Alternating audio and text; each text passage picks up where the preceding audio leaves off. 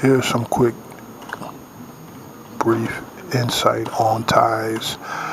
Whenever you start talking about tithes and offerings, when it comes to the biblical principles in the Bible, you need to go to the Torah, which are the 5 books of Moses.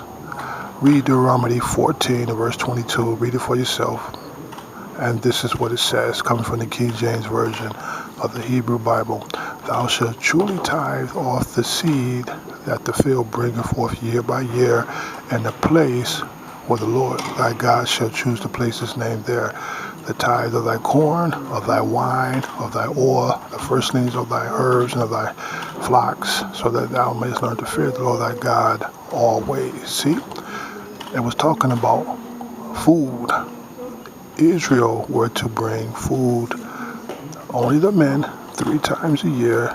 They were to provide for the stranger, the fatherless, and the widow, as well as the Levites. The Levites were responsible for the tabernacle as well as the congregation, so they had a great responsibility. And they didn't receive what is called an inheritance. Their only inheritance was the food that Israel provide for them.